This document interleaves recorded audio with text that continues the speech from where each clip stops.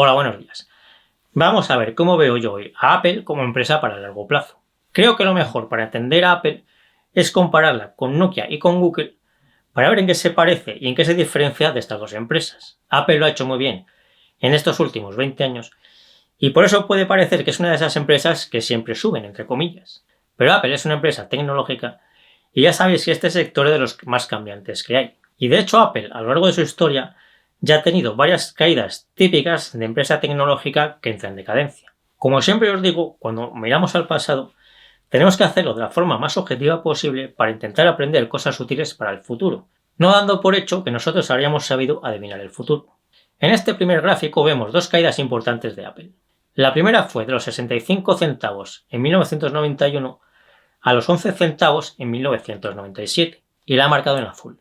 En esta época Apple era una empresa de ordenadores, los Macintosh. Estos ordenadores gustaban muchísimo, pero a un grupo relativamente pequeño de compradores, y se vendían mucho menos que los PC. Los ordenadores de Apple eran mucho más caros que los PCs, y era un sistema muy cerrado porque eran incompatibles con dispositivos de otras empresas del tipo de impresoras, discos duros y cualquier cosa. Esta caída en la cotización se produjo porque Apple perdía dinero vendiendo esos ordenadores y la sensación general es que al final Apple iba a desaparecer porque no iba a conseguir un número suficiente de ordenadores. Y pensad que si Apple hubiese desaparecido en aquel momento, habría sido algo relativamente poco importante y que habría pasado bastante desapercibido para el público en general. Porque entonces Apple era una empresa muchísimo menos conocida de lo que es ahora.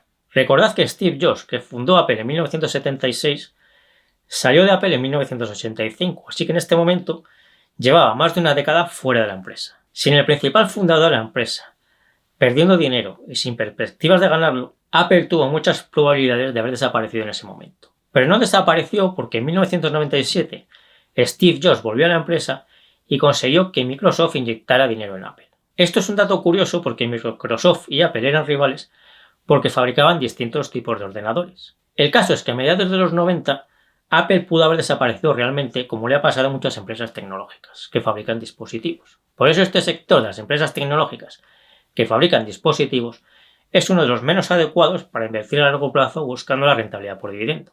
Así que esta caída que tuvo Apple en los años 90 no tiene nada que ver con las caídas que tienen habitualmente las empresas de largo plazo y que son oportunidades claras de compra porque son problemas temporales de los que es prácticamente seguro que van a salir.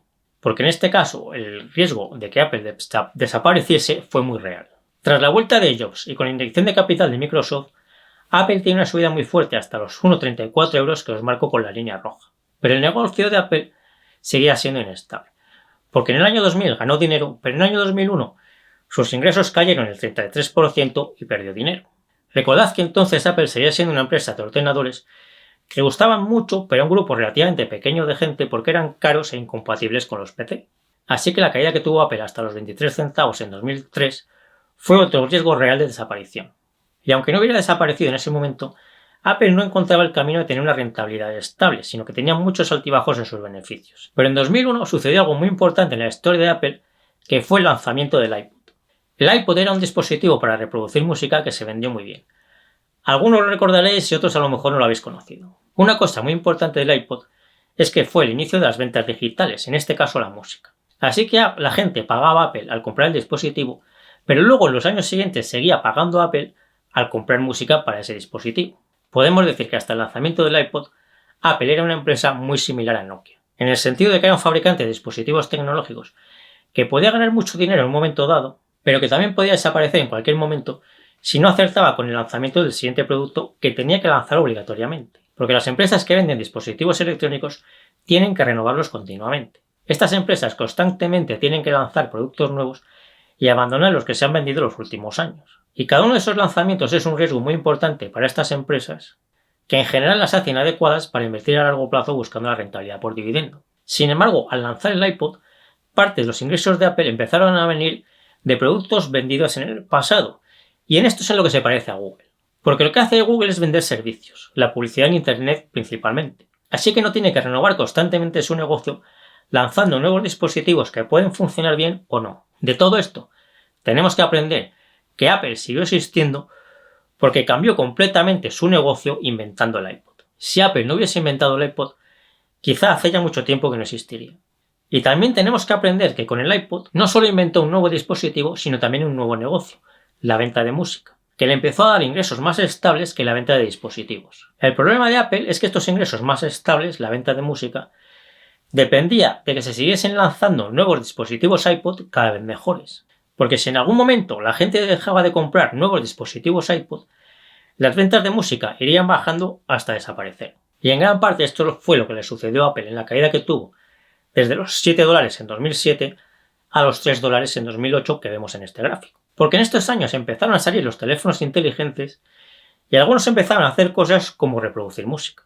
Así que en este momento hubo otro riesgo real de que Apple desapareciese si la gente dejaba de comprar iPods y empezaba a comprar teléfonos inteligentes que les permitían llamar por teléfono y además escuchar música. Por eso podemos decir que el lanzamiento del iPhone a mediados de 2007 fue un movimiento defensivo de Apple para conservar a sus clientes de la tienda de música vendiéndoles unos iPod que además les permitían llamar por teléfono.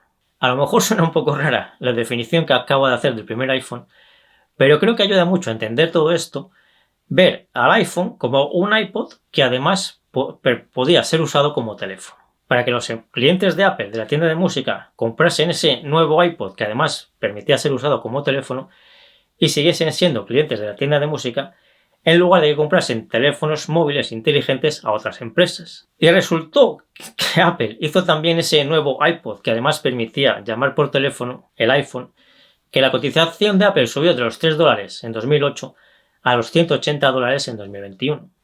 Porque el iPhone en todas sus versiones ha sido un gran éxito a nivel mundial. Pero tenemos que recordar que si Apple no hubiese inventado el iPod, probablemente habría desaparecido. Y si después no hubiese inventado el iPhone, probablemente también habría desaparecido. Y si cada nueva versión del iPhone que ha lanzado de 2007 hasta 2022 no hubiese sido un gran éxito, probablemente también habría desaparecido. Y todo esto, en su momento, era muy difícil haberlo adivinado. Hoy ya sabemos todos que esto fue así y que Apple acertó en estas decisiones tan importantes que tuvo que tomar. Pero la pregunta es, ¿qué decisiones similares a estas tendrá que tomar Apple en el futuro y cómo de bien o de mal las tomará? Así es como se reparte el negocio de Apple en este momento. Estos son los datos de 2021, que es su último año completo en este momento. En azul os he marcado las ventas de dispositivos, iPhone, iPad, etc. Y en verde están las ventas de los servicios de música, tienda de aplicaciones y demás. Estos servicios son el 18% de las ventas totales, pero el 30% del margen bruto, porque el margen de beneficios de estos servicios es mucho más alto que el de la venta de dispositivos. Lo azul es la parte en la que Apple se parece a Nokia, la Nokia de los teléfonos móviles que perdió casi todo su negocio y cayó mucho. Y lo verde es la parte más estable, que es la parte en la que se parece más a Google. Mientras Apple siga haciendo buenos iPhone, Apple es un negocio muy bueno, porque su parte Nokia y su parte Google se complementan muy bien y la una aumenta el negocio de la otra. ¿Y qué pasará si en algún momento del futuro Apple deja de hacer iPhone que se vendan bien? Realmente eso es algo que no podemos saber nadie. A lo mejor sustituye el iPhone por otro producto aún mejor, como le pasó cuando sustituyó al iPod por el iPhone. O a lo mejor no acierta en la decisión que tenga que tomar y primero cae la venta de dispositivos y luego la venta de servicios digitales, que depende de que haya muchos dispositivos Apple activos. Por ejemplo, puede que acierte con el coche inteligente o puede que no. O con cualquier otra cosa que ahora no podemos ni imaginar. En definitiva, Apple es una empresa mucho mejor y mucho más estable de lo que era Nokia sin comparación posible. Pero sigue dependiendo de tener que acertar con el lanzamiento de cada nuevo dispositivo que hace. Y eso no es lo mejor para la inversión a largo plazo. Si sigue acertando con el lanzamiento de dispositivos, dentro de 10, 20 y 30 años lo seguirá haciendo muy bien. Y entonces parecerá evidente que en 2022 era claramente una empresa de largo plazo. Pero siendo objetivos, yo veo que era muy difícil haber adivinado que el iPod iba a salvar a Apple de la desaparición y que después el iPhone iba a volver a salvar a Apple nuevamente de la desaparición. Por eso yo veo más claramente de largo plazo el negocio de Google que el de Apple. Google también vende algunos teléfonos móviles, pero para Google esto es un negocio residual que apenas tiene importancia. Incluso me parece más seguro el negocio de IBM que el de Apple. Aunque en los últimos años es evidente, y todos lo sabemos, que Apple lo ha hecho mucho mejor que IBM. Porque depender constantemente del lanzamiento de nuevos dispositivos es un riesgo muy alto para la estrategia de largo plazo, la de comprar y mantener. Porque en este caso sí que puede llegar a ser muy difícil en ciertos momentos distinguir los problemas que son temporales de los que son permanentes. Así que para mí lo prudente es dejar a Apple para estrategias de medio plazo, aunque a día de hoy Apple sigue yendo muy bien. Y yo no veo nada que me haga pensar que a corto plazo Apple va a tener problemas de ningún tipo. Problemas serios me refiero, una cosa de poca importancia lo puede tener cualquier empresa. Hace muy pocos días ha lanzado el iPhone 14 y todo parece indicar que es tan bueno como todos los anteriores, y que se va a seguir vendiendo igual de bien. Así que lo más probable es que, de momento, en 2022, 2023 y seguramente 2024, el negocio de Apple va a seguir yendo muy bien. Suponiendo que Apple vaya a acertar con todas las decisiones críticas que vaya a tener que tomar en las próximas décadas, como las que tuvo que tomar en el pasado con el lanzamiento del iPod y el iPhone que hemos visto, creo que a los $150 actuales está un poco caro, con un PER 2022 de unas 25 veces. Si compráis Apple para largo plazo me parece válido, pero hacerlo pensando en que probablemente en algún momento del futuro tenga que tomar alguna decisión crítica como las que hemos visto del iPod y el iPhone. Y es posible que en esos momentos sea difícil, muy difícil, diferenciar los problemas temporales de los permanentes. Si me ayudáis compartiendo este vídeo, dándole al me gusta y todo lo demás os lo agradezco mucho.